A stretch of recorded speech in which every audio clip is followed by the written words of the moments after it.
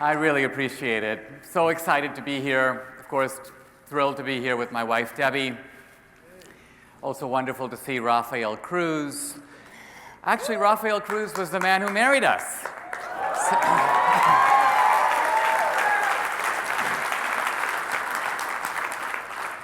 And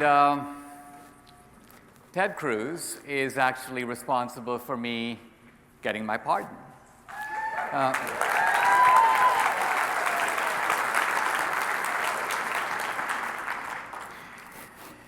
Very grateful to Ted. Debbie and I had dinner with Ted Cruz and Heidi at their house, and Ted Cruz said, "I'm going to talk to Trump. I'm going to make sure that he gets you a pardon." And just a couple of weeks later, he called back and he said, "I was in the limousine. I talked to the president, and I didn't know what he would say, but he looked over and he basically said one word. He said, 'Done.'" Done.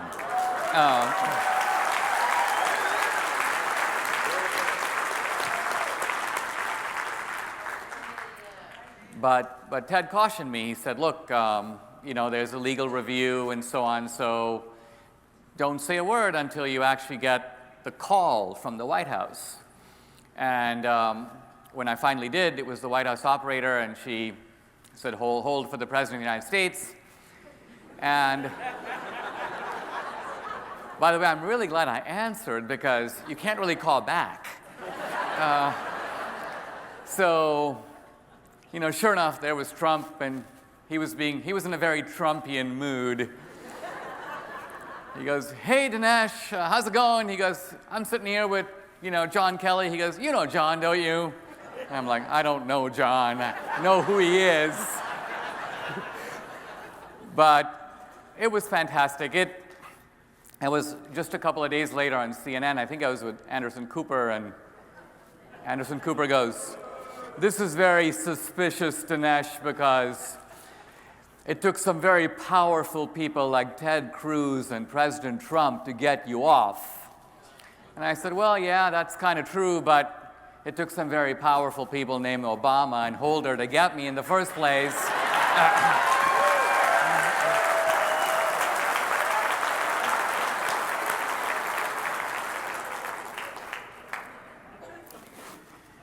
Now, I've been thinking about what I've been hearing tonight about our culture, about the sanctity of life. I'd like to talk a little differently than I normally do, step outside the political mode a little bit. I want to talk a little bit about the pro-life issue, in part because it's really front and center of this whole Kavanaugh debate. On the surface, they're debating how to read the Constitution, but for the left, it's about one issue. And it is the issue of abortion. And peculiarly, abortion has become, for the secular left, a kind of sacrament. The left has moved, and we saw this movement even with the slavery debate in our country's history, moved from something as a necessary evil to something that is almost now celebrated as a positive good. And this is the chilling aspect about it. Now, of course, the real tragedy of abortion is not merely that a woman kills a child. It is that a woman kills her own child. And how this can be seen to be right in a country under God's grace and supervision is mystifying. We live in the greatest country in the world, but we also live in the country with the most permissive abortion laws in the industrialized world. And since Roe versus Wade, there has been literally a holocaust of deaths caused by abortion. Now, we're living at a time when there's a great deal of knowledge about this issue, and yet it is knowledge that seems to go unheeded. We live in an age of ultrasound. And all the old arguments for Roe versus Wade, things like, who's to say when life begins? Well, first of all, we know when life begins. We have all kinds of probes looking for life on other planets. If they found the slightest speck of consciousness and motion, this would be a worldwide sensation. Life. Life. But right here in front of us, we can't seem to figure it out. And let's say we couldn't figure it out. Doesn't it make sense to give the benefit of the doubt? I mean, if I was out, now that I'm pardoned, I can own a gun. But if I was out hunting and I saw kind of a movement in the bushes and I wasn't exactly sure if it was a deer or my neighbor Fred, I don't really want to open fire. I give the benefit of the doubt and I hold back. People say that the abortion right is written in the Constitution. What's really odd about the left is it wants to actually undermine explicit, stated constitutional rights. The First Amendment, free speech, religious liberty, the Second Amendment. But then it stands up for this right that, quite honestly, is very difficult to find. I mean, I don't know if you have a pocket constitution, but you read the Constitution, you hold it up to the light, you squeeze lemon juice on it. No abortion right emerges. But you know what? Let's say it wasn't there. Let's say it wasn't the Constitution. What's really strange is the demand on the part of our secular left that this right be funded by the government. And what I take that to mean is that they want this right to trump, pardon the pun here, to trump all other constitutional rights. Why? Because none of our other basic rights are funded. We have a First Amendment right to free speech. Does the government give you the money to publish a newspaper? No. You got to do that with your own money on your own time. We have a First Amendment right to practice our faith, religious expression. Does the government build this church? No. In fact, it's prohibited from doing it. And you go on, the Second Amendment, and so on. Basically, our fundamental rights are rights in which we have to actually carry them out. But when the left says that this one right, abortion, must be funded by the government, in fact, must be funded by people who have a moral abhorrence of abortion, we have to force them to pay for your abortion. This, to me, is elevating abortion above a right. And that's why I said, in a sense, it has become a secular sacrament. Sacrament. Now, many years ago, I was reading about the Lincoln-Douglas debates. These are debates between Abraham Lincoln and Stephen Douglas in Illinois. They were competing for the Senate, and they were actually debating the issue of slavery, the spread of slavery into the territories. And what was fascinating to me about this is I hadn't thought at that time a great deal about the abortion issue, but when I heard Stephen Douglas's argument, I realized, it hit me, that he's actually making the pro-choice case for slavery. But his argument was identical in substance and almost identical in form to what we would call the abortion debate today. Basically, here's what Douglas said. He said, slavery is a complex issue. There are people who think it's right, and there are people who think it's wrong. And since we live in a big country, it's wrong to impose our views on everybody. It's wrong to impose a single uniform code on the whole country. We have to agree to disagree. And basically, Douglas said, we have to let each group, each community, each territory, each state decide for itself if it wants slavery, yes or no. And in this way, Douglas says, we have harmony.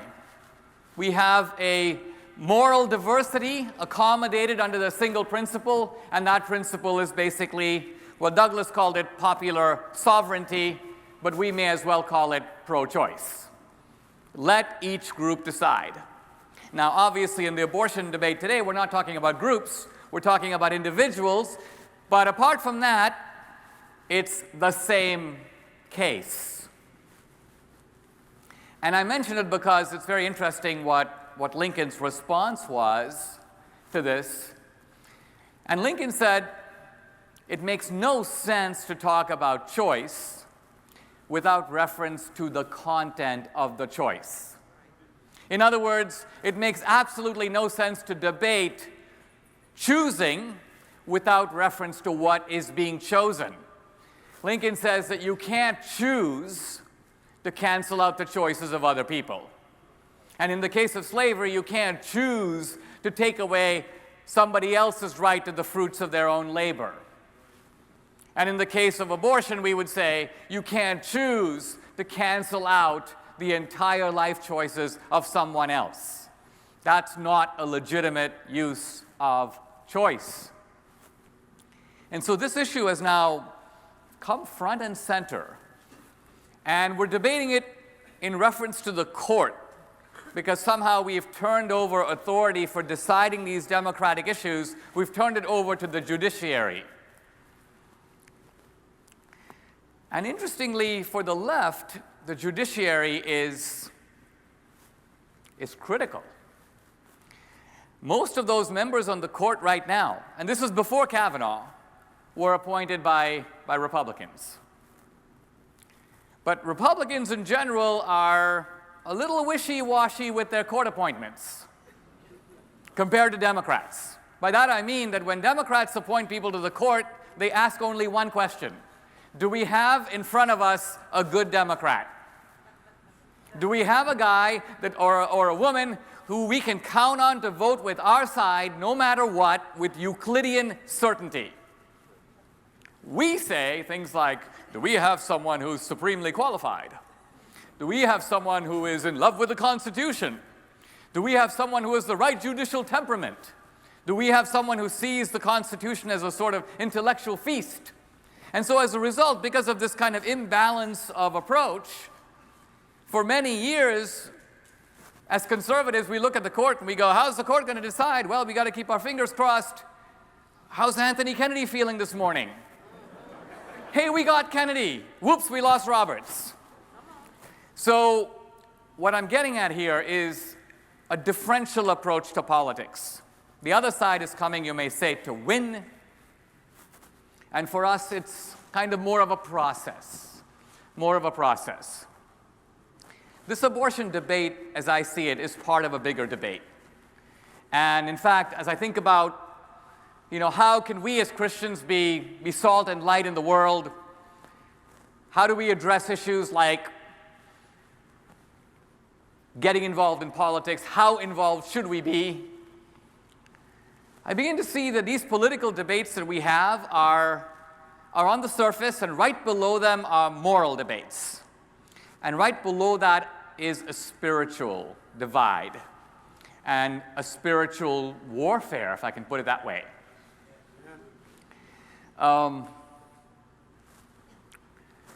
Someone referred a little earlier today to the breakdown of values in our culture.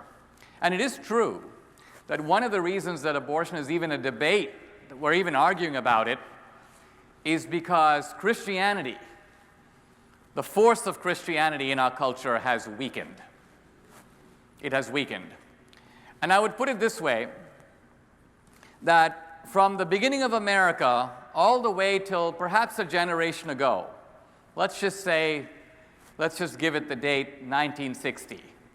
All the way from the founding, and even before, all the way to 1960, there was an agreement across American society that there is a moral order in the universe that is external to us, that makes claims on us. Now, there might have been some argument or disagreement about the content of that moral order. But if you take a general representation of it, let's say the Ten Commandments, the fact of the matter is that in 1950 you could have gone across America and approached people, and it wouldn't even matter if they were Protestant or Catholic, it wouldn't matter if they were Jewish or not even believers at all. And if you said to them, hey, do you think that the Ten Commandments is a good way to live? Do you think America would be a better place if everybody followed the Ten Commandments? Most people would say, of course, absolutely. So what has changed in our society now is not just, some people say, well, we've seen a moral decline. We've seen people move away from morality. But I think what's actually changed is, even more than that, a change in the source of morality. Where does morality come from? And before, morality came from out there, and now you might say morality comes from in here. And what I'm getting at is that we are now living in a culture where the self has become the arbiter, the adjudicator, the ultimate referee of morality. And that's, by the way, how young people live. That's how many of our own children live. If they're facing a question or not even a moral dilemma, any dilemma. Should I go to law school or become a poet? Do I, Jane, love Bill? How do you decide? Do you decide by consulting your parents? Going to your preacher or your teacher? No. A lot of people today decide ultimately by digging into themselves and looking to that inner being inside of them, to infallibly guide them in how to act. And this shift from the external code to the inner self, I think, is the defining moral shift of our time. And so this is how our popular culture has changed dramatically. We focus on politics. A lot of times when I go places to speak, how do we hold the midterms? Very important. How do we get Trump elected? Very important. But the deeper question is, how do we heal our culture? How do we restore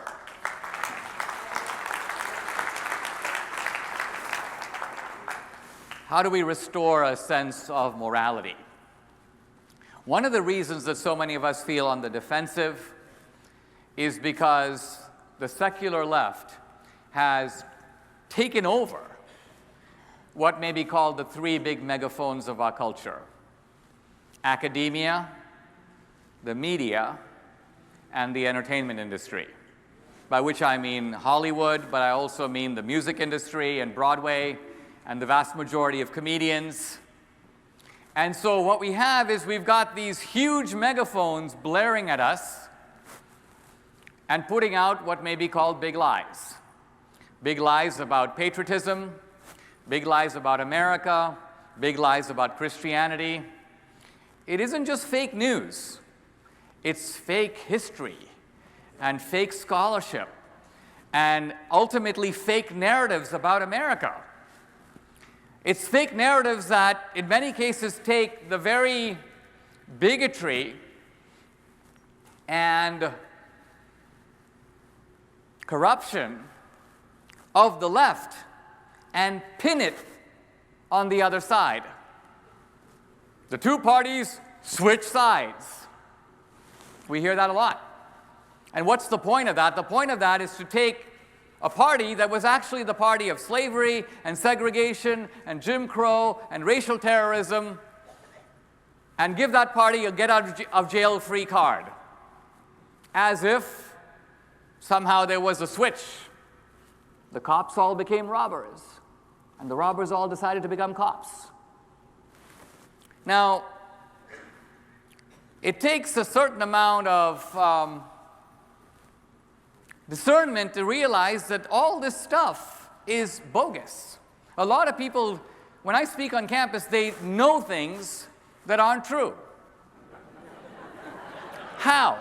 How is that possible? How is it possible to know things that aren't true? The reason is, you take a proposition. Let's just say fascism is on the right. Notice that that is the essential philosophical basis for saying things like Trump is a fascist. The Republicans are the party of fascism. Fascism has to be on the right. If fascism were on the left, this would make no sense. And the notion that fascism is on the right, that's a big lie. And Hitler called himself a National Socialist. In the movie Death of a Nation, we put up the Nazi 25-point platform. You can read it. State control of the banks, state control of healthcare, state control of education, state control of the media. So it's very obvious that fascism is in fact on the left. But how would someone know it's on the right? Well, first of all, a professor tells you that that's the case in college. And then you turn on the History Channel, and there it is. And you type it into Wikipedia, and there it is. And you turn on NPR, and there it is. And because the same bullet has been ricocheting off 7 different walls, you go, wow, it's got to be true. It's got to be true. And even if you knew it was false, you don't have a big enough megaphone to contest the big lies coming out there. It's really unbelievable. So it's very important for us to realize that we're not just dealing with fake news, we're dealing with these fake narratives, and we need to be able to deconstruct them, take them down. We need to be equipped with facts and knowledge, truth. When I speak on campus, I'll point out, hey, you know, the Democratic Party actually is the party of slavery. And young people give me this surprised look. And they look nervously at their professors who are sitting right there. And the professors realize they're suddenly on the defensive.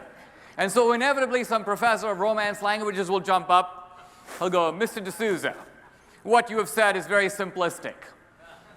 You've pointed the finger at one party, the Democratic Party. Surely you admit there's plenty of blame to go around.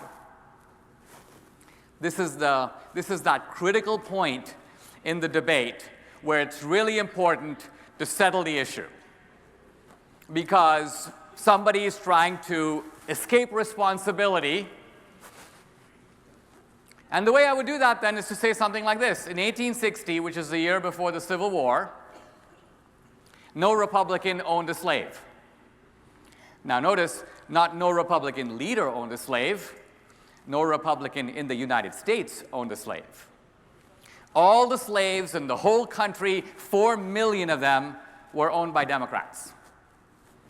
Now, the beauty of this statement is that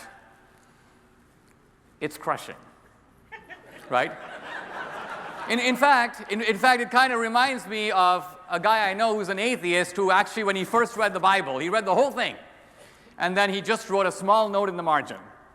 Important if true. Important if true.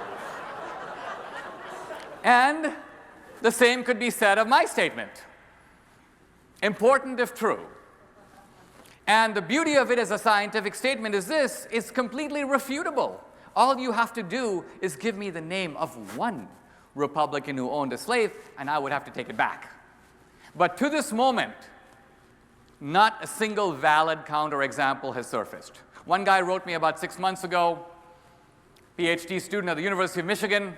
He goes, Dinesh, I gotcha. Ulysses S. Grant inherited a slave, a solitary slave, but a slave nevertheless, on his wife's side. And I said, very interesting.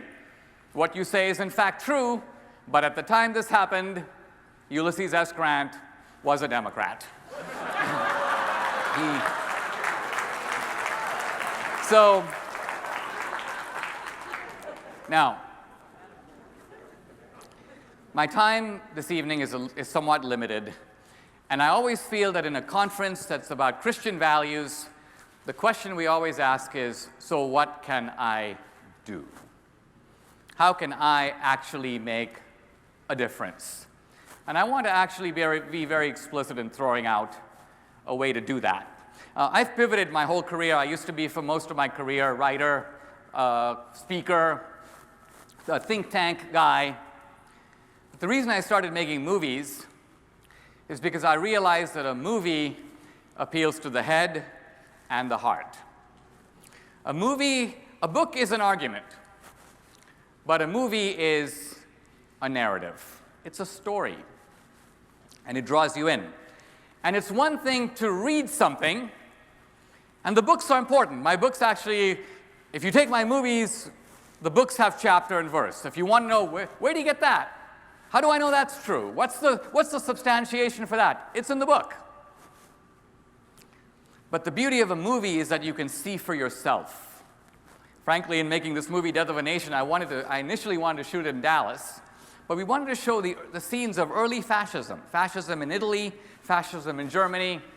And when I look at these American actors from Texas, my God, they're just too happy and pink-cheeked and well-fed. And I thought to myself, this is not going to convey the decadent atmosphere in Europe in between the wars. I mean, we need people who are ultimately hungry animals on the edge of nihilism. And so we actually went to Nuremberg and Munich, and most of our movie is shot with Czech actors who speak German. And that's what gives it its authentic feel. Now, people sometimes come to me and they say, hey, Dinesh, thing about your movies is they're great and all, but they mainly appeal to conservatives and Republicans. Those are the people in the theater, and you're preaching to the converted.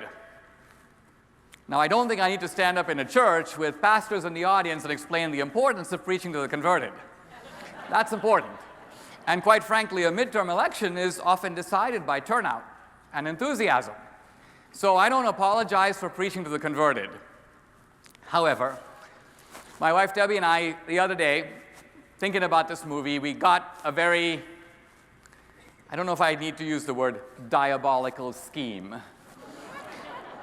But nevertheless, it's a very crafty idea. And the idea is that here in this home state of Texas, which is now my home state,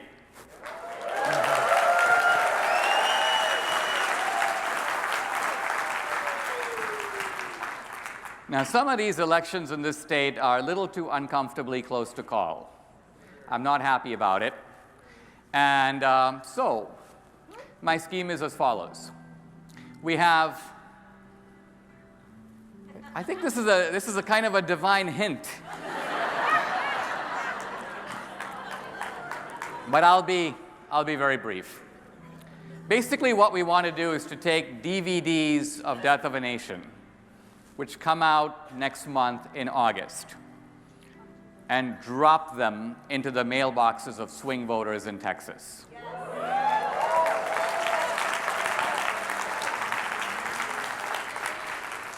The beauty of it is that through groups in Texas, we actually have the names and addresses of these swing voters. And so what could be more effective than to take a message? And this is not a political commercial. In fact, I have investors who paid to make the movie. We've already done it. It's here. And so we basically want to take these movies and show them to the people. We send it in a kind of a sleeve. You can watch the movie. If you don't want the DVD, a lot of people don't have DVD players, it comes with a digital code. Type in the digital code, download the movie, watch it on your big screen TV. No problem.